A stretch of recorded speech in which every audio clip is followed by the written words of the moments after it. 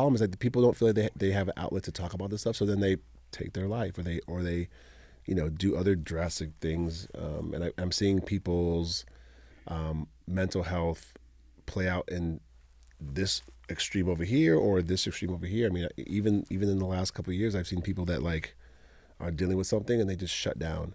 They don't want to come out of the house for weeks, and I'm like, "What? Are you good? I'm fine. Everything cool? I'm fine." They just shut down. And I have other friends that are like acting out, like doing stuff they would never do. Just so I've seen the different extremes of it, and I try to be there as much as I can. Well, that's a journey you have to go through on your own. You only allow me to help as much as you'll open up. Welcome to the chaos. We want to be better because obviously your physical health leads to your mental health and your spiritual health, and obviously that's what we focus on here in this whole concept is like the mental health. So we know that look good, feel good, play good, but also you take the right nutrients in means your mental health is much better. But segueing into that, like we do, Big Billy's part of the music industry, been for a very, very long time, over 20 plus years. Sorry, don't mean to age you. But you always hear like the most negative stuff coming out about the music industry, but I'm sure there is something that you love so much about it that has kept you in it. So like, what's your favorite memory or the thing that made you the happiest while being a part of the music industry? Wow, that's a deep one. Told you we're gonna go deep. I mean, the pizza and tacos. Going deep. It's funny. I want to say that all of my years in the music industry, and I've worked at many different major labels, but I think the funnest time that I remember having, there's two parts of it. Tell us both. Tour managing was fun for me. I tour managed for maybe 3 or 4 years. Traveled all over the country and outside of the country and with different artists, and I think that was for me the funnest. Who was your favorite artist though that you tour managed for? Oh, I don't want to put anybody on. Hey guys, all of them. What were they like the bus tours, or like did you fly? Like how did that work? Yeah, it was a both. We did some stuff overseas where we obviously had to fly. We did Japan, Germany. I was with Christina Milian. That was amazing. We did. I was out with Hoobastank. We did Linkin Park tour, which is so much fun with POD. Those guys are amazing. And then we did a Kanye Usher tour with Kanye and Christina. We did that. That was Kanye. Actually pretty fun. Yeah. Cool. The old Kanye. Yeah, that was that was fun. I think that being in a different city every day is it's like every day is a new adventure. Different city, different venue, different people, different energy. So every day was like, yeah, who am I gonna meet today? Because every show you meet, new people, and and all the fans are coming, and sometimes people come backstage or you meet them outside, and like just a lot of people that you just meet, and I love people. So what are your favorite cities? I mean, I love Chicago. I love Miami. I love it's when you're on the road and you're with artists. The hardest cities to go to are the like New York and LA, because it's the cities where all the labels are at, all the agents. So those cities are nightmares, just because you have everyone is so important. Everybody has to be there. Everybody has to have backstage passes, and it's like I only have 10. I got 45 people that are like so it's those are challenging, and then the artist always has family in those cities, so it's very challenging, but you get through it. Yeah, the small towns must be fun because Easy, because it's no guests. Nobody knows No anybody. one knows anybody in Tupelo, Mississippi. right, you can explore a little Yeah. bit more. And plus, I think traveling around the country in these smaller cities is just fun. Like I love like Charleston, South Carolina is like one of my favorite cities. It's just so beautiful and so Very like pretty it's there. it's just awesome. Plus, it's a college town, so everyone's like super beautiful. It's like hey, hey, it's fun. Yeah. Also, Scottsdale has beautiful people too. Scottsdale, what the is going? Oh, sorry, Scottsdale. What's in the water in Scottsdale? I might have to go. Have you never been to been? Scottsdale? Well, there's a No, lot of never very been to pretty Arizona. people. I don't know. Well, it's all the college. It's ASU. Everyone in Scottsdale is like really hot. Well, I'm on my way. I'll Yeah. see you in a minute. Hey, Then he's rolling on out. yeah. Literally. Just down the highway, see. Big old red tan. No, that's awesome. But so now kind of flipping to the other side, like you did say there are parts that are strenuous and stressful, right? So people probably look at everything you're doing and it's like, oh man, that's amazing. I want to be you. I wish I was on tour with these artists, but that's got to be insanely stressful. I mean, in some parts. Yeah, but I think every job is stressful. It's what I, this business is what I asked for. It's what I signed up for. So, if I wanted to be a doctor, I'm sure there's politics in that. There's politics in every job that you have. You don't hate your boss. You're just stressed out about coworkers. It's always that same thing. Music's what I love to do, but it's at the same time, it's like, yeah, of course there's amazing high points, and there's also very like, what am I doing with my life? Yeah. I mean, there's politics, but you're not dealing with high-end celebrities that want some of the craziest things in the world that you're just like, I don't even know how to make this happen. Yeah, I am. So there's a little bit of I'm curious about some of those crazy requests. I mean, obviously you don't got to put the person on What's blast. on the rider? I mean, all the artists that I work with are amazing. So they're not like, I need, they're not that. But I've worked with a lot of artists, not directly, but kind of indirectly, that have had some crazy stuff. I mean, where they need like, the dressing room has to be covered in all white sheets and all white candles, and like, it's just a certain smell or a certain temperature. I mean, and some of that stuff is not that bad, but there's some of the artists are very particular about like, I want this specific fruit cut this way, and it's and a lot of times it's not because they really necessarily want it. They want to just make sure that they're being respected enough that the venue or the promoter will do it for them. Wow. So it's an ego thing. Sometimes it is. Sometimes it's very like, oh, I asked for this, they didn't do it, so they didn't read. They're bad with direction, and I'm pissed. It's like, are you really gonna eat only blue M&Ms? Is it really that serious? But it's serious. It's like, There was one time I had a writer for Biz Marquee, R.I.P. And it was like, can't have hummus. And I didn't think anything of it. Yeah. And I completely forgot to take the hummus out. But then he got there and he freaked out. Apparently he had like a phobia of hummus. It was super weird, but like he wouldn't go in the room. I was like, all right, I'll just, Biz, here you go. Like the hummus is gone now. Like, but it seems so weird. The essence of the hummus is there. I He's guess so so. And then once you took it out, he was like, I can't go in the room. It's possessed by hummus. No, he was fine after, Okay. but it was just so weird. But that's the thing. It's like I've learned in my old age, like everybody has their things, and I can't judge them because I have my things as well. But it's like there's things that happen that I go, I wonder how they got to the point where they were like, I don't like this, or I like this, or I don't like this. You know what I'm saying? There's opposite ends of the spectrum, but it's like, wow, how did you know that you don't? Not that you don't like hummus because you don't like the way it tastes. It's like, I am terrified of it. I can't even look at it. I mean, I have friends that are with certain foods are just like, I can't even smell. If I smell it, I'm gonna throw up. I'm like, oh gosh, okay. I'm wondering. I can understand, like, when I'm preparing for for acting or something. Like if something throws me off, or if there's something that just like a bad energy that I feel like I just don't want it there. Like if that makes sense to me. Like absolutely. if it affects your creativity somehow and your preparation, like.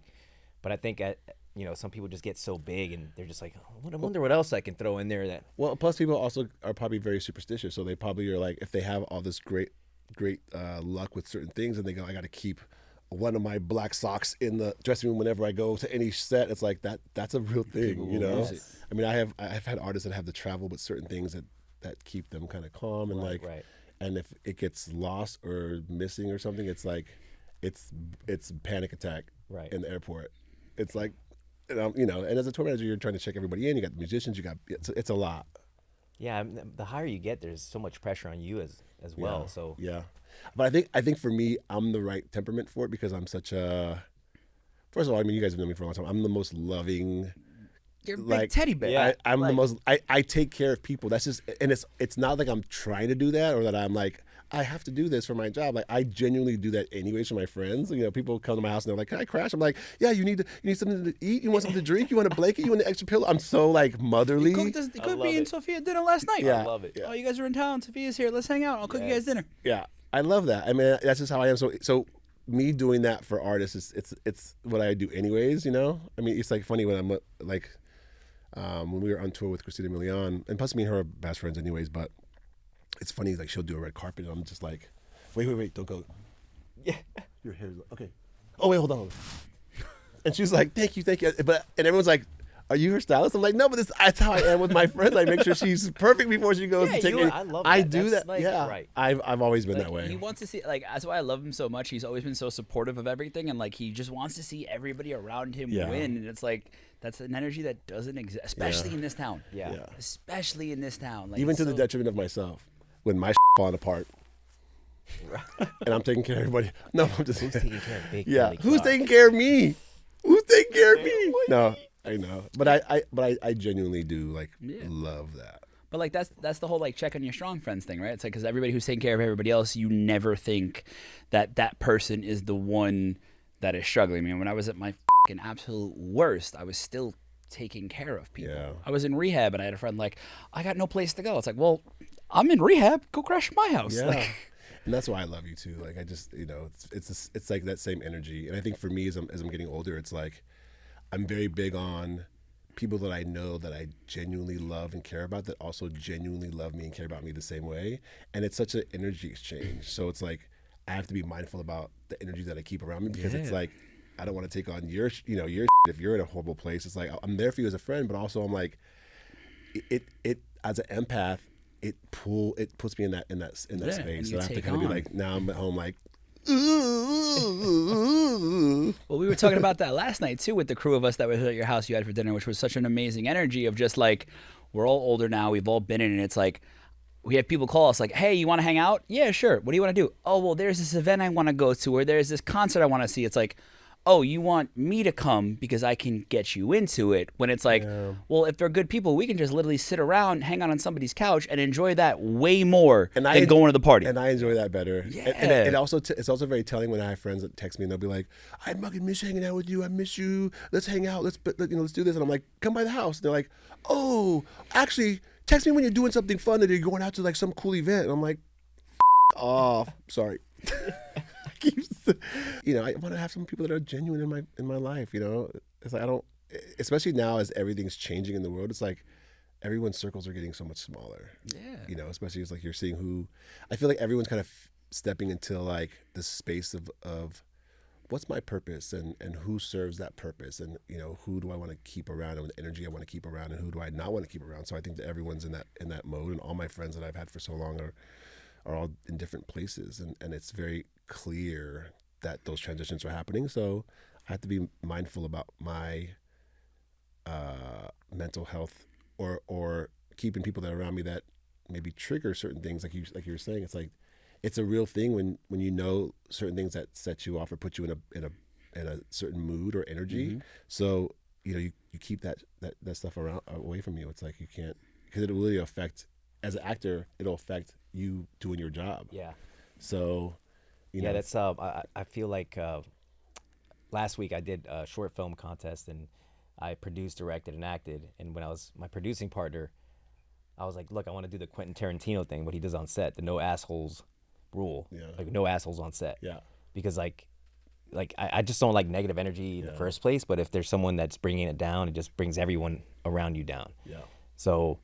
Yeah, it was really important to me, and on set I was playing music, and I was like, because usually on a movie set it's quiet and everybody's just kind of serious, and I was like, I want to make this lively and have like energy behind it, and bring the right people. But also I was wondering, like, as far as when you bring talent on, like, how do you feel them out because I'm sure you want to represent someone that you still vibe with and you feels. Yeah, that one's a big one for me. I think it's funny in the last few years I've gotten hit up by different attorneys and people in the industry to manage some big artists, but for me, hearing the stories of how they treat their employees, that stuff, people, you hear about that stuff before, that just spreads.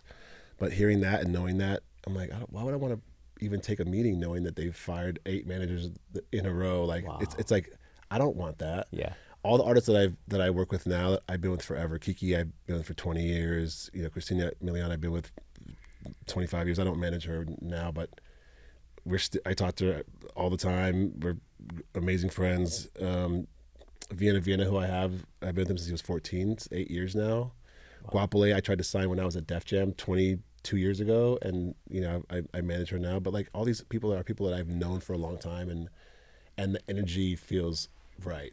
Yeah. So it's not like for me, it's not a job, because I think that's where it starts to get even, you deal with so much stress anyways. I don't want to have additional stress being like, I don't barely know you. I don't know how you communicate. I don't know. That's a whole other nuance to get to. It's that's a tough one. But the cool thing is like the artists that you just named too, the 4 that you represent now, like when people see out they have the best energy. I mean, Keke Palmer right now is one of the biggest people out there, but every interview she's in, everything she does is just like, oh, you seem like an awesome human being. Super authentic and Like- super genuine. Yeah, she's she's been like that since when I met her and she was 11. She's been the same energy. How did you meet her?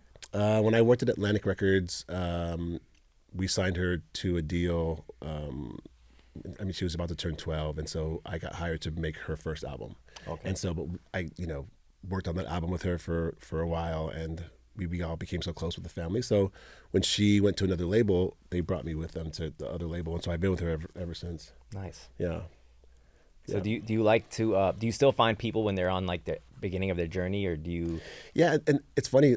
All the years that I've worked at major record labels, my I was an A&R person, so my job was to find artists, sign artists, make records, all that stuff, right?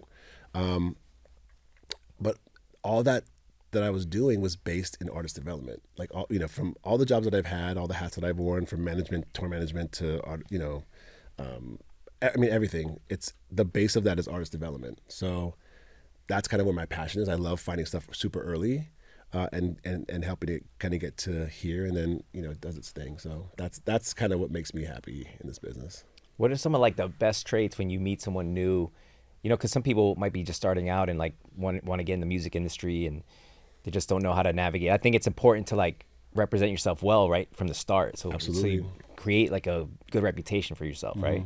So what kind of advice would you give someone? Like a new artist?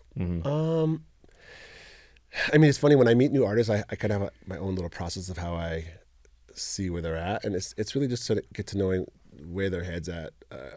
Are they driven? Are they focused? Are they determined to be successful? Obviously they're talented. That's the first part, but getting through all the potential hiccups down the line, like is there a are you a thief? Are you a liar? Are you a procrastinator? Are you, all these different things that I have to kind of assess. And it takes me a while to kind of like get to that point. Yeah. But if all that stuff's there, I try to get involved and help, do the right things that I would, the right steps to get to from here to here. Is talent the really most important part though? Because like you look now with like social media culture and TikTok, and like there's some artists that are out there, you're like, how? No offense, like good on you for making it, kid, but you're like, how? Perseverance, probably. Just yeah. I think there's a lane for everything, and I think that the way that the industry is now, where people are discovering music from playlisting, it's like there's an audience for everything. It's just a matter of finding your audience. But I think that talent is always going to be number one, and then it's just really how determined and how focused you are to like make it. Because there's someone that I know artists that are successful that aren't half as talented as other artists, but it's like they just are go-getters, they'll make it happen. So hard work will beat talent anytime. That's some good advice though. Good advice, right? Because you could always get better, later on you can build those skills. But I think that's something that's lacking in work ethic in the culture now is like everything, once again, people want everything to hand them Viral to them. hits. Right. Yeah. Like, no one wants to work anymore. Everybody sees YouTube and TikTok stars, and they're like, "That's what I want to do," but they don't know some of that stuff actually takes work. That's a lot of work. I Yeah. mean, and that's the reason why I think artists, a lot of artists that are focused on being artists, they hate social media because they didn't become singers or artists because they to do social media. You know what I'm saying? Yeah. What happened? No, Danny, absolutely. We've been trying to get Danny on a social media kick for a while, and he's like, I hate it. Hard. I mean, I all the artists that I've had at different points have just been like, I don't want to do this. Like, I hate this. I didn't become an artist to be an influencer. I didn't become an artist to do dances on TikTok. And I understand what they're saying, but at the end of the day, I'm like, look, we're not saying you have to do that, but just find your lane. Yeah. That connects with your fans, and just do. If it's you sitting in your bedroom and just playing guitar, or you talking about your process and how you write songs, whatever it is that your fans connect with, like, do that all the time. You don't have to do that. You know what I'm saying? You don't have to do all that. Right. Yeah. But I think that artists, it has a negative connotation when artists really feel like being on TikTok is just that. It's like just doing trendy dances and using that. You don't have to do that. Just find your lane. There's a guy that I followed. I forgot his name. Every morning he would get up and he had like a coffee maker, the little Keurig coffee makers in his kitchen, and he would grab the little coffee thing and he would like throw it from across the room and he would make it, every morning. he would do that every morning, and I'd just be like, I would watch his videos every morning, and he had all these followers. I'm like, this is awesome. He always makes it. This is crazy. I thought it was the coolest thing ever. Like, you just from across the room, just yeah. I'm like, yeah. Now I can start my morning too. But it's like, find your thing. Find your thing. Yeah. I mean, it's so part of the culture now. Yes. Like, it's Yeah. such in the forefront of it. It's crazy. And I think you brought up something like how a lot of people don't fail, they quit. But I also think like now that there's so much content out there, I do think that a lot of people stop. And just a lot of people that I've talked to when they've been like down and out, it's like there is a lot of imposter syndrome and a lot of comparison of like, oh, I see this person is doing this and I don't think I can do that, so I'm gonna just stop now, and then their beautiful art doesn't even make it out there. Yeah. Nowadays, which is like such a, it's awful, because like things die in them. Like it's not cool.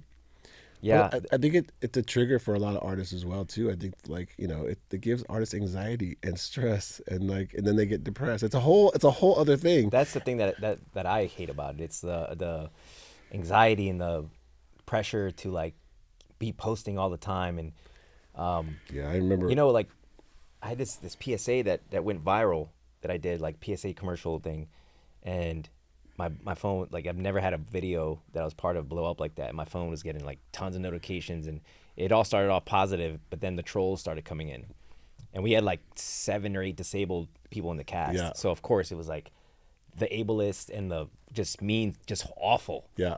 And I'm like, my phone, I had to turn off notifications on Instagram. Yeah. And at first I was going on blocking, deleting people. And I'm Yeah, like, this is a never ending battle. Like they're just, you can't stop this. So I'm just turning it off and let them know that we're actually winning by the more engagement we get on the post, you're kind of helping us getting out there. But there's that side of social media that I don't like, but it's also like, just like, I don't like filling out paperwork or like forms, and like that's what it feels like when I'm posting stuff. And I know They get to do things that check the boxes. It's kind of you could be better. I could be better. Anyone could be better. It's not that hard, but it is something that you actually have to put effort in. Yeah. Because in the whole, it does help. Now I'm like giving advice to myself. How much weed do you smoke every day? I'm saying. How many drugs do you have? More weed. Yeah. It's the only thing that keeps me going. That was the way I used to deal with my trauma, was from just copious amounts of drugs. Yeah. And I'm glad that you got out of that. And Yeah, me too. how did that, like, I know your journey, but a lot of people don't know what that was like. And then especially in this industry, in the music industry, trauma must be a huge thing to go through, and how you deal with it. I mean, it's just a lot of, well, Billy knows a lot of the story, and Billy's been part of my life for quite a long time. So he knew what everything I was going through, and he was super supportive as a friend. Now Billy is actually part of A Mind's Pursuit, which I'm beyond blessed that he is now part of the team. He is our executive director of music and culture. So like now it's in a whole different, our relationship is, we have a whole separate relationship now. So I'm gonna be interested to see like how that works, because knowing I have somebody who's so supportive, especially when I'm doing my poetry and music. But like at the time, man, I just took a break from everything. Like we put the podcast on hold for months. I put writing on hold for months. I put the book out, everything I was doing. I took a break from the festival industry because I was like, yo, I just really needed to get myself together. I think too many people try to heal. You can't go back to the old life you lived, right? So I think too many people try to heal while doing the same thing that they were doing. Yeah. And it's like I had to remove myself from everything to be like, okay. And like, I'm not saying go quit your job and just start over from scratch. It's like, that's not it. You have to start over with a different mindset. You can still be in the same atmosphere, but you have to look at it differently. You have to react differently. Your perspective has to be different. So for me, it was taking a few months to just kind of sit back and like, okay, what really makes me tick? What are the things that sparks trauma in me, that makes me react the way I shouldn't be reacting? What's going to put me in negative places? What's the negative energy that does not sit well with me? And then really start little by little removing people from and my rearranging life, your life. Yeah, that's what we were just talking about. It's so important. I think that, like, especially as you get older, when you start identifying the things that you know trigger you, it's a matter of slowly eliminating those things. Yeah. And it's like, I don't think anybody wants to cut off people that they hang out with or that they love and they are friends they're close to. But like, when you start to identify that some people are just toxic, or their energy is toxic, or they are great, but then every so often they're toxic, you start to just slowly kind of pull away from them. And it's not anything personal. It's not like you're not doing it intentionally, but you your soul knows that you need to, like, for your own mental health, you have to just pull away from that, and I think that's kind of where I'm at as well too. It's like I like I said earlier, I'm like, you know me, I'm the most loving, affectionate, physical touch is my love language, so I'm always very like, what's up, I love you, miss you. That's how I am all the time. But at the same time, it's like I've had to, like, learn to, realize that some of those things are the things that trigger me. I have to just pull away from, and I've had to restructure my circle and my, because I don't want to. I'm always happy. I want to stay happy. There's a piece in being kind of carefree and living life almost like naive. Like there's a sense of like, it's a great day and everything can be falling to shit, but you're just like, I love my life. I love this is a sunny. Yeah. But I miss that about me, and I feel like I get so bogged down with work sometimes that that guy is gone. I'm just, I'm sitting here having lunch with someone that I deeply care about, but I'm like, my mind's like, what did I miss? What did I forget? What did I do? Who's gonna yell at me? Did I miss this or that? It's like that stress where I just feel like I'm in a cage. Yeah. And so I'm trying to be better about keeping around me the things that I know that will keep me in a happy place and refill me when I'm depleted. What do you do when do you go, like, do you take trips for yourself? Do you go get some deep dish and throw it down? Honestly, just indulge. I honestly think that a lot of times my friends are the ones that refill me. It's like, I could do all those things, and I love food. I'm a foodie. That's why I'm so buff, obviously. Duh. But and that's why me and Mikey go all the time and eat tacos and pizza every day. Makes us feel better. Yeah. I don't got drugs anymore. Right, so. right. We need something. Those are. Yeah. But yeah, what was the question? No, What do you do to, like, Wait, keep hold up on. that side? I was gonna say, I think he said, like, we do a lot of things like that, and there's a lot of other things I'm sure Billy can give us an answer to. But I think the biggest thing is having the awareness to know when you're starting to slip, and that's like, oh, okay, right? Like you're like, yo, there's plenty of times where I've been like, shit, I'm having a bad day. What's gonna make me feel better? All right, I can't get high. Yo, I'm gonna call Billy and go grab some food because I love to eat, and I know being around one of my best friends who's such good energy, and having the awareness to know when life has hit too much, right? Because like, trauma's not gonna go away, right? The shit that has happened to me, I'm always gonna remember it. I'm always going to feel it. It's now when it's triggered, how do I receive it, and what's the awareness steps that I take to not fall into the same patterns, right? Because I think a lot of people think that once you get over trauma, it's gone, and that healing is like this, oh, okay, I'll meditate, I'll journal, I'll do a little bit, and I'm healed. It's like, no, it's an ongoing journey that isn't linear. So it's like, there's some days I'm like, yo, I feel great, and then the next day I'm crying in the shower. I really don't like crying in the shower, but I still do it. And I think that's happening more and more often now. I think that just the times that we're in, I think that people are emotionally just all over the place. I mean, in the last 2 weeks, I've had a dozen conversations with friends of mine that I love and that are always happy. And, we catch up and they're like, how you been? I'm like, I'm great. I'm like, how you been? They're like, I'm great. I'm like, no, what's going on? And what they explain to me is the same thing that I'm feeling. It's like, I don't know. I just don't know what I'm doing. I'm just like, every day I'm like, what am I doing down here? What do you want me to do? I don't know. I'm confused and everything's all over the place. And some days I'm really happy and I'm like, this is great. Other days I'm like, why am I here? I think that's part of the human experience, though, yeah, right? But it's funny. Yes. And maybe because for me, I'm always like this positive, happy person. I've never dealt with like depression or anxiety. And I know I'm probably not in the it's probably rare. Everyone's dealt with it. But I think that since the pandemic, it's been more of a thing for me where I'm like, okay, let me figure out how to process this because I think it's been more of a thing for everybody because the pandemic stopped and made everybody look at their lives, and numbers have skyrocketed. But like Absolutely. I said this when we started shooting this podcast, I'm like, we're not going to see the effects of the pandemic until 5, 10, 15 years Way down down the the line. road, because now all these people are like, wait a minute, finally everything stopped, and it's like, hold on, I don't like what I was doing. I don't like my career. I don't like my life. But then the world picked back up again, and everybody didn't know what to do, so they just went back into it. So now it's like, well, I'm back doing the thing I hated, but I don't got a choice. I don't know how to get out of it. So now I'm miserable on top of everything. Man, what do I do? And Yeah. everyone, like, so many people seem lost and confused. And like you said, so many people are like, do I need to switch careers? Do I need to shift into something else? Do I Do need to find move out a- of the country? Yeah, Right. like everybody wants to move out of the country, Yeah. which I understand. Where, you know. Well, I mean, but I just think because I think people feel like they need a change, like a drastic change. And I think that everyone's trying to find their happiness or refine their happiness. And I know for me, I know I am. I have been. I mean, it's just like I said, some days are like amazing. Some days I'm like, what the hell's going on? Yeah. Well, Like there's- what? Like what? Talk to me. Yes. Where you want me to go? Give me a sign. Yeah. What should I be doing down here? It's all changed. It's all changing. You know what's funny?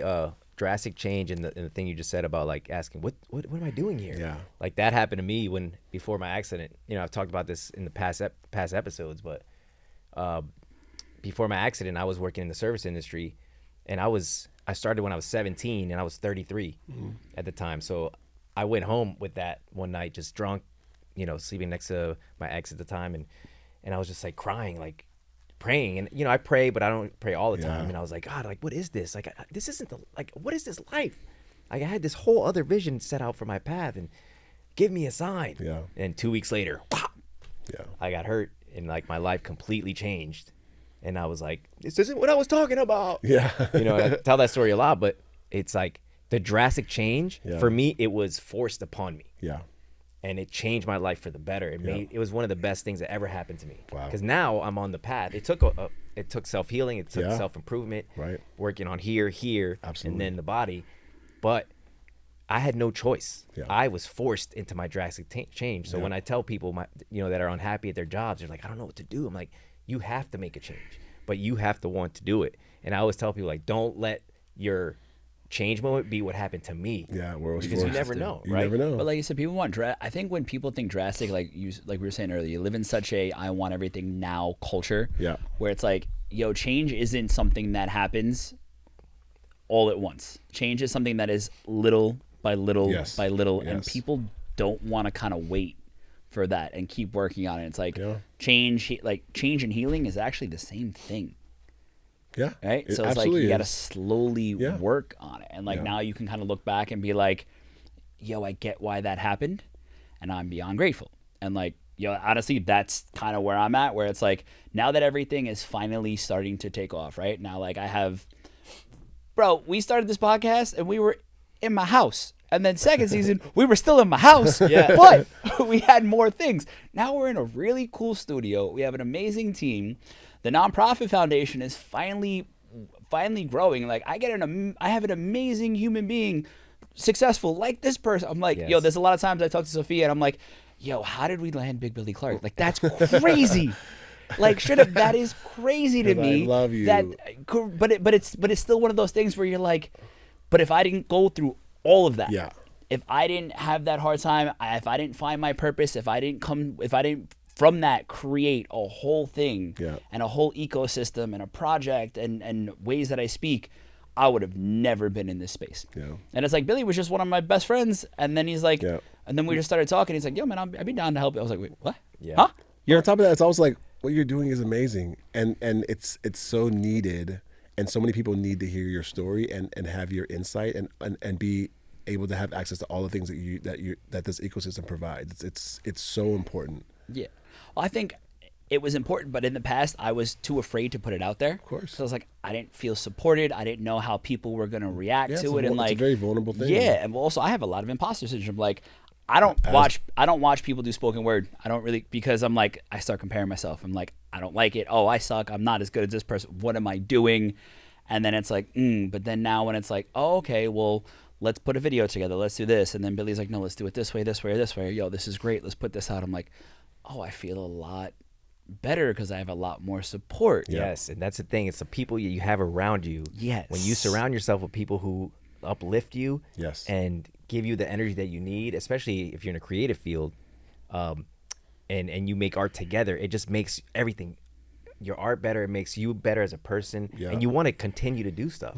So it's definitely like important who you have around you. Oh, absolutely. And then just like like I know you shouldn't be looking for validation, but I'm somebody who does need validation Yeah. from time to time. Like 100%. Like I think everybody does. everybody does. So like just having the group of people that like there's a core team that like the whole thing was an idea 5 years ago, and now looking at the core team of people we have on the podcast, on the nonprofit, with the book and the album that I'm putting out with Billy, and they're just looking at all the people that are now a part of it and their skill level and where they've been and how supportive they all believe in. I'm like, oh, this isn't an idea anymore. People actually care. Oh, awesome. Then I'll sit there and they're like, well, what do you want to do? I'm like, you're asking me? Y'all are the professionals. Yeah. Like, what do you, I don't know. Yeah. But this started from the We got seed of you, your yes. idea Yeah. that you watered and you. Well, and now like it's just growing. so cool because like, yo, they're all super creative. So like when me and Billy talked about this, and me and Sophie even talked about this a while ago, it's like I don't want to just be on board and be the person that does admin work. It's like, well, that's not what I want. You guys are hella creative. Like, let's create it together, and I'm gonna listen to what you say. Like, yes, I have an idea, but I'm very aware that the people around me are much smarter at what they're doing than I am. So Yeah. why would I not take their advice? And thank you to the admin people because I don't want to do that either. And I don't want to do that make either. And that's what I y'all do make it all go the time. It kills me. People fill out the paperwork and do the schedules. Thank you. Yeah. So like, but it's really cool. Like when we're in meetings, like, yo, I know we're all super excited, and like we're still figuring out when we're gonna put out. Like, and I don't think I've ever like officially said this to people. Like, people know it's like, no, I have an album that is gonna come out. I have a book that is gonna come out. I've talked about it here or there, but it's like, no, this is official now. Like, this is actually a thing, which is really freaking cool because I never thought I would ever do anything like that. And it's like just the idea of us doing it, and now like I'm super excited that I actually get to say that with the man who's helping me do it and is part of the team now. Like, that's awesome. It's so crazy how just being in the studio now and coming up to this building. Yeah, I can't believe we started in your living room, and literally in our PJs, just talking to each other. And to see how far we've come from that. So like I'm excited, but like Super I guess excited. Billy Shout asked out you to Nick Sounds too. He'll be, yeah, Nick Dewars. Nick Dewars. Nick Dewar. Not with the S. So Like, kind of oh, getting do- back oh, then to the AMP stuff, it's like, what was the thing that attracted you to wanting to be a part of it? And like, where do you, like what you said it's so needed, what do you think we can build? Like, I don't think I've ever asked you, like, yo, how big do you think we can make a difference in this world? I mean, all of this, like I said before, it's like you're creating this ecosystem that's all the pillars lend to each other, and it's so needed because, like I said, everyone's dealing with life. Life is lifing right now. Life is and I think that people need hard. to hear. I think people need to hear other stories of what people are going through and dealing with, so that they know exactly, like, hey, I'm not alone. A buddy of mine who lives in Tennessee, country artist, I talked to him the other day, and he was like, yeah, I had a rough week. My 14-year-old niece committed suicide. And I was like, what? But it's like, those are the things that make me feel like, you know, everyone's going through something. And I think it's important that's why I feel like for me, I enjoy being a light and being positive and being that kind of person to just bring a little bit of positivity and light to people. If it helps one person, amazing. But like, I think that what you're doing is that times 1,000. It's like, you know, your story is very powerful. All of these pillars are all important pieces that people need to hear and maybe be a part of and learn from, because I think the biggest thing in this is community. Yeah. And I think if you build this properly, we build this properly, like we're building something that's really special with community, and people feel like I'm seen and I'm part of this amazing community, and that's when it just explodes. Yeah. Yeah, and it's cool, like the pillars that you're building, like mental health is, you know, people don't like to talk about it. You don't like to talk about our problems and what we're going through, but you're kind of making it, I don't know, you're making it cool to like talk about. Like, goal is you're to making make it like it a cool mainstream. community, Yeah. right? Yeah, 100%. And like it's creating and not be creating so the movement. taboo, not be so Yeah. taboo. I mean, Yeah. people need to, and that's the problem, is that people don't feel like they have an outlet to talk about this stuff, so then they take their life, or they you know, do other drastic things. And I'm seeing people's mental health play out in this extreme over here or this extreme over here. I mean, even in the last couple of years, I've seen people that like are dealing with something and they just shut down. They don't want to come out of the house for weeks, and I'm like, what? Are you good? I'm fine. Everything cool? I'm fine. They just shut down. And I have other friends that are like acting out, like doing stuff they would never do, you know, just so I've seen the the different extremes of it, and I try to be there as much as I can. Well, you know, that's a journey you have to go through on your own. You only allow me to help as much as you'll open up. So I try to like wedge in there, like, I got you, I love you, I got you, I love you. But sometimes people are just very like, I don't need that. I'll deal with it, you know, however I deal with it. So I just don't want to see anyone, you know, that I love take their life over something that I could have been helpful in. So I think that's, like you said, though, it's everybody's individual journey, right? Because I've had a lot of close friends like, yo, man, I wish I was there more for you. Or, you know, on those nights where you were really dark, I wish I could have been there. And I was like, I appreciate that, but there's honestly nothing any of you could have done. no, yeah. Like, at all.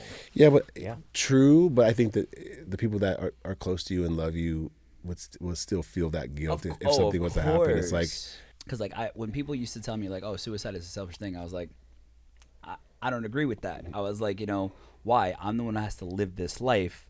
But then when I opened up to my closest family and friends, like, yo, I this is what I did, and to see the reaction, I was like, oh, this would have really changed your life. I understand why there is a selfish label to it Yes, now. right. Yeah. And like, I didn't, like, it's actually a whole chapter in the book that I'm writing, because like, Yeah. and the experience I had telling certain people, and just to see the devastation, the tears. Oh, I was yeah. like, I felt even worse than I already did. yeah, I mean, it's funny. I mean, I think everybody at some point when they're going through a hard time feels like they think about it. Obviously, just taking it seriously is a whole other, you know, like, There's a difference between thoughts and ideations. absolutely. And so I think like for me, it's, you know, of course I've thought about it, like, oh, times are tough and I'll just be better off not here. But I always go back to like my mom is a saint. She's like the sweetest human being. Both my parents are. I could never, Dude, right? I could never do that. They would be they would be devastated. It would be like, and I would just be in, you know, in the afterlife, like watching them like, oh, I'm sorry. You know, it would be horrible. I just couldn't do it. I couldn't do it. I don't think people, like, especially when you're in that dark place, people don't realize like how many lives they actually touch, and how many people, like how much of an ecosystem it actually is, and just by you, like, is that like that pay it forward, right? Like you do one thing and it just it continues to snowball, and I don't, like, especially when you're in that dark place, you can't see besides right in front of your face, and you don't realize, you know, the impact you actually have on people. Like I still don't realize the impact I have on people until people are like, oh, I watched that podcast episode. I went to Hyde the other day to go watch a Laker game, and one of the security guards that I completely forgot his name because I haven't seen him in 10 years, like, yo, good to see you. He was like, when's the podcast coming back? I love watching you and Danny. And I was like, I haven't seen you in 12 years, and the first thing you said to me, yo, what's it like you saw me yesterday. It's like,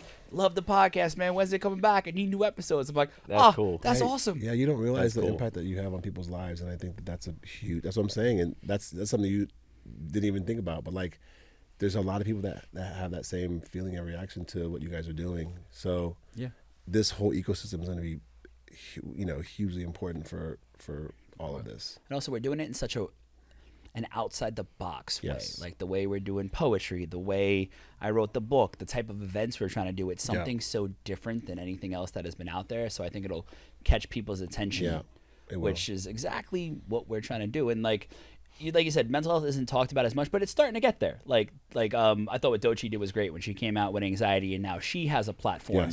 So like Warner Chappell Music, love what they're doing. They set up counseling for all of their artists and songwriters and everything like that, because they see how many people, especially in the music industry and the hospitality industry, are struggling. Well, it's crazy because me being in the industry for so long, it's been a topic of how can labels and companies cater to their artists, but also their executives. Our executives are stressed out all the time too. It's like, I remember when I was at Def Jam, I remember I was there for 9 years total, but when I moved to New York that last year, I remember this story's gonna be funny. I remember I was in New York in our main office, and I remember the presidents or the heads of the company, Lior, Kevin, and Julie, pulled me in the office one day, and they're just like, "Hey, so we just wanted to talk to you." And I'm like, "Okay, how do you deal with stress?"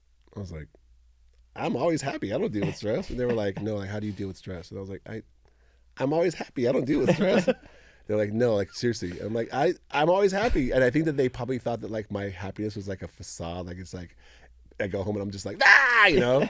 But I was explaining, this is who I am. I'm always genuinely a happy person. And they're just like, and so I was so confused. I was like, I don't understand what you guys are asking me. And so I remember Julie was like, one of our other executives, she's like, so-and-so in the meetings, he always, does this. And I'm like, yeah, that's how he deals with stress. This other executive that we have that, is bald in one spot on his head. I'm like, yeah. They're like, it's because in the meetings, he's always like this, like just, and I was like, oh, I understand. And they're like, so what's your thing? And I was like, I don't have a thing.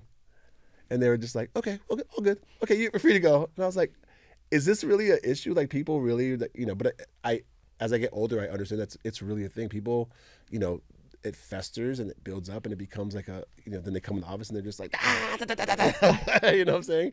So they try to prevent that. But like, it's a real thing. People's mental health is a real thing. And I think that like Warner Chappell doing that now is so important. And hopefully it opens up the conversation for all these companies to do that. Because at the end of the day, it's like these artists need it and these executives need it. Yeah. And I think it was also important, what Chaperone said when she did her speech when she won her award. She was like, take care of your artists, and I get that a lot of times, the label works these artists to the bone, and it's like just make sure that they're in a good mental space because it's very, I have an artist that just got off tour recently and he did 5 weeks on the road and it was the routing was a bus tour, but he was in a van. They were in a van, and so for you guys that probably don't understand that, it's like, when you're on a bus. After the show, everyone goes to bed and they sleep for 8 hours or 10 hours until they go to the next city.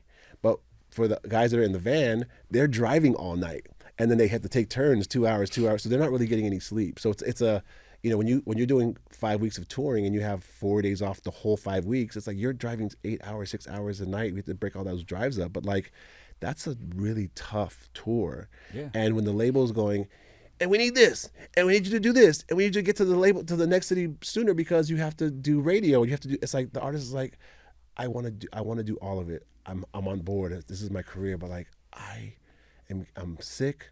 I haven't slept. We're driving all night. It's like it's a lot, and I think that a lot of times the artists, the labels, it's like just do it, grow some balls and do it. And then do they ever use the excuse of like you're just singing, like you're doing fun. It's fun. I've heard all of them. Right? Yeah. They think, it is fun, but it's a lot of work. It is. Yes. Yeah. Yeah. And people don't realize, like, when you're an artist and you're on stage, right? Most artists are empaths. All that energy that's in the crowd, you take on. Positive, negative, whatever it is. A lot of times it's positive. You're up here. Yeah. If you're up there, you have to go down here. Yeah. So like anytime I've been on stage and like all the people are watching me and like it's been great, I love it. The next day, I feel like I got hit by a bus. I could be in a great mood, but I still feel physically like I got hit by a bus and I'm exhausted and I'm just done. Yeah. The thing that it makes me sad when people are like, they're just actors, like they're not important or they're singers, like the road to get to like that certain level is so tough mentally, like the rejection, the loneliness, we're putting out for like, I'm an actor, like putting out self-tapes and auditions and not ever hearing anything or just, it's hard and it weighs on you. And just to take what you just said and come full circle, that's why you need to have on your writer, I need white sheets and white candles. And if you mess up my writer, like but that's why it's important that like when you're on set, I need this, because the things that will throw you off or trigger you, and I can't be in a productive workspace and have this here or that here. Like, I need to hone in. So to come full circle, that's why these artists, when they become really amazing at their craft, they're like, I know I could deliver what I need for this film, but I'm going to need da-da-da. And if this person has bad energy, I'm like, I need them offset or else I can't do my job. It's like, you understand why that happens. So that just brought the whole thing. Yes. So when we go on tour, I'm gonna need Legos at every stop that we go on. As long as I don't step on them. Yeah. So you are happy all the time, and I can 100% attest to that. Like he really is, and he's great energy all the time. But like you said, everybody struggles with something, right? So like, when was there a time that you really were like, I don't know if I mean, we've talked about, you're like, I think I want to move to Nashville. I think I want to do, I don't know. So like, what have you done to control your chaos and pick yourself back up to find that medium of that? Because like, man, it's balance, right? Being happy all the time, but like life's a pendulum. So if you're really that happy, there is the possibility that you could be really that sad. Whew, I mean, it's tough. I think that for me, I'm very selfless, and I don't do things for validation or for reciprocation. But I work myself into the ground sometimes, and it gets to the point where like I'm working myself into the ground. I'm like stressed out. It's all this pressure, and it's not even appreciated, you know. And then I kind of go, what am I doing? I'm not even, you know. So it's that feeling of like what's going on, you know. I think that's a big one for me.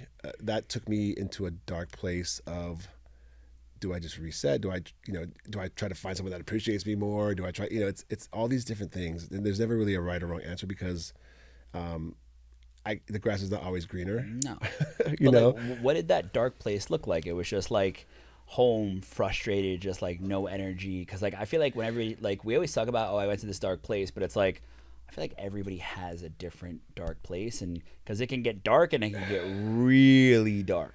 Yeah, I mean, I think for me, when I'm depressed, I just want to sleep. I get in this weird like, I'm gonna sleep until it's over.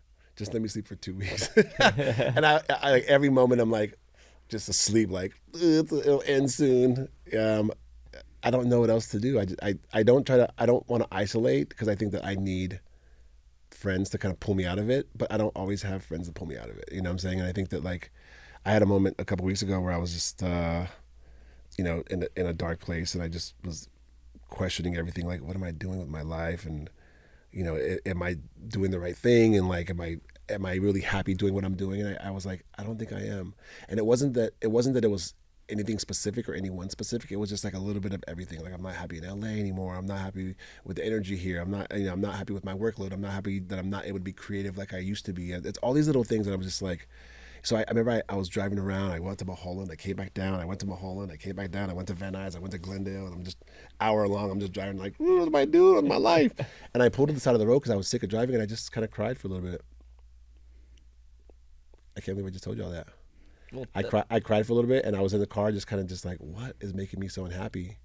And I couldn't really pinpoint one thing, but it was just a lot of different things that were making me unhappy. And the other part that made it even worse was I was like, okay, I needed someone to pull me out of this. I need to get out of this mindset. And I was thinking to myself, like, I need to call some friends that are just positive, that if I call them, they'll just be like, yo, and just be silly to pull me out of it.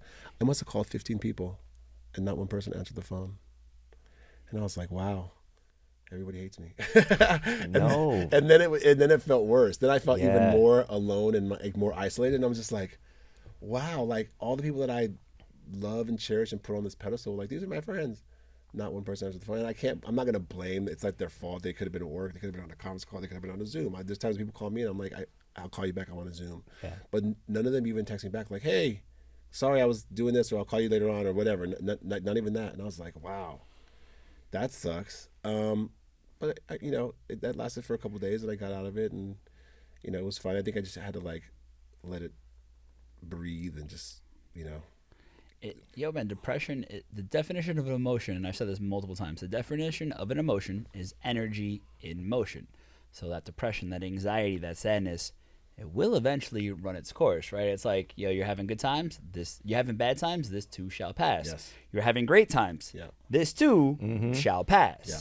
So it's just like that pendulum. But I mean, thank you for being so vulnerable and honest and open, because I Yeah. think there's a lot of people who've probably done that same thing where Yeah. it's just like, I don't know what to do. I'm just going to drive around and then eventually sit on the road and like. And that's the thing. I as much as I love my friends and care for my friends, I would want for them to reach out to me to feel better, or talk them out of it, or get them out of that funk. I think it's hard. Like, well, first of all, people don't talk on the phone anymore. Yeah. And like, you know, when you get a call, you know, it's like, this is serious, something serious, you know? So whenever I get a call from my friends, it's like, okay, something is up, because I never hear from someone, Yeah. you know? I Sometimes, try to call everybody though, because I agree with you, but it's like, it's just like, yo, man, just checking in, because sometimes people are like, yo, man, I really needed that. I do that too. yeah, no, Yeah. And when you called me, sorry, when he called me after my accident, first, I don't think I had your number saved, and I'm like, who the fuck is calling me? He keeps calling me, and it was him.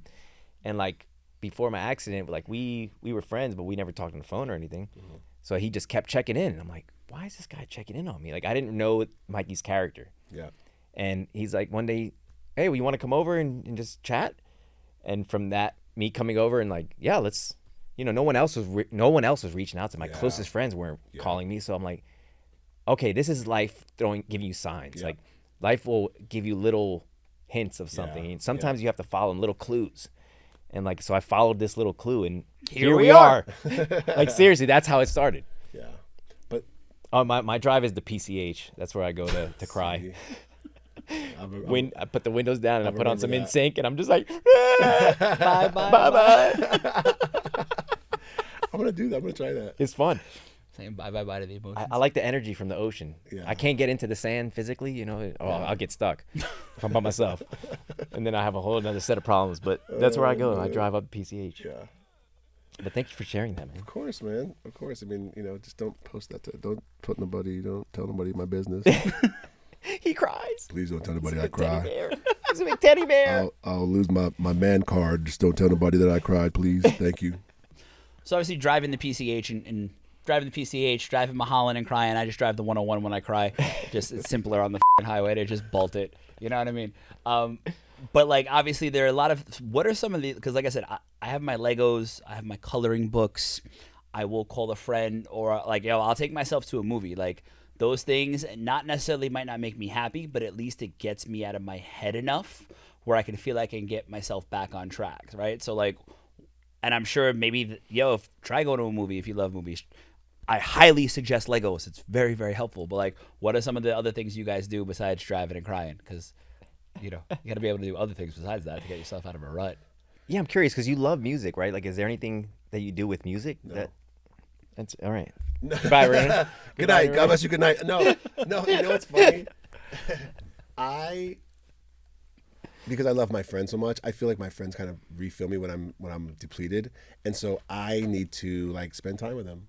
And because I'm such an affectionate, huggy person, I need that. Like I love that. So if I'm having a bad day, I'll be like, hey, what are you doing? Just come over and let's just watch a movie. Just because I need that companionship. Yeah. And that will kind of fill me up. And that's kind of my thing. Yeah.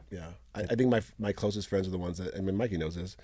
My closest friends are the ones that kind of are able to like refill that. And so as long as I'm able to see Mikey and get something to eat and get a hug, that right there. Sometimes it's that simple. It's like, I'm a super connection. I'm a super 45 connection. minutes. Like, we'll literally call. You busy right now?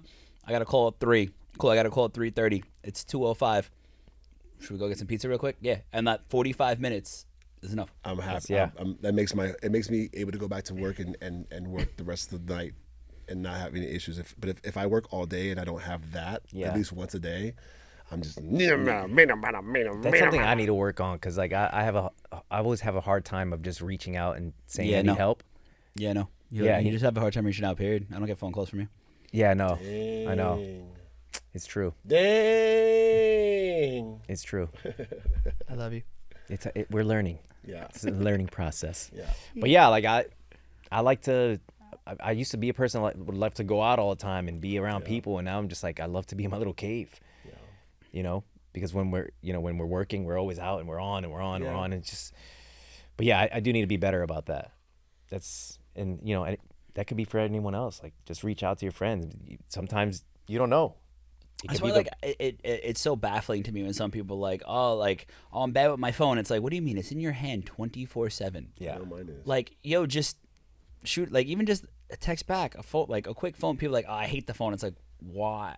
I'd rather call somebody and have an actual conversation. Yeah. Or like, I have friends like I'll FaceTime. Like I FaceTime JP all the time. I don't call him. I only FaceTime. You're good at that. You're good at that. It's like people are like, I hate the phone. Yeah. Why? Yeah. No, it's like, I think for me, when I have friends that I feel like genuinely care about me and they send me random, hey, I don't want nothing. I just want to tell you I love you. Thinking about you. All right, later. I'm like, yeah. It makes my whole day. And then if I'm having a bad day, I'm like, I'm good. Yeah. I'm good. How do you feel about like just random people like reaching out and saying like, do you ever feel like this person wants something or? No. Yeah. Sometimes. I think you could. During- I think you could tell During certain times. During certain times, When right? people like it's festival season, I know when I see it. You don't Yeah, care. no, You need a ticket to something. you could. I think you could tell when those people Yeah. when you know someone wants something. Right. Yeah. but then there's amazing people like the one sitting here. But that goes back to my point of like making sure that your circle is tight and that you keep the people that have that energy around you, and you just weed out all the other people that you know will not trigger you, or that have genuine intentions and genuinely care about you as a human being. Yes. Learning lesson today. Yes. Reach out to your friends. Yeah. Give them hugs and handshakes. and look into my eyes more. And please call your friends more because I don't ever hear from you. Yeah, I know. He's like, I'm working. learned on a it. lesson today. He's like, Not a talker. I'm working Not a on talker, it. guys. Thank you all so much for tuning into this episode of The Chaos. We sat here with my good friend, music legend, Big Billy Clark. Big Billy Clark, give it up. Billy, man, thank you so much for being on here. We love always having the mental health conversation. I can't wait to keep building with you and Yes, exploring what we're doing me and too. have this conversation here in a year or two and be like, yo, look at this crazy thing that Yes. we've done and how amazingly huge it's been. And we can Yes. refer back to this podcast episode and even your episode on season 1 that you've Yes, did with us. check it out, season Check- 1. Check that out. But we appreciate you just watched an episode of The Chaos with Big Billy Clark. Big Billy Clark. Thank you all so much. We'll see you next time. Peace.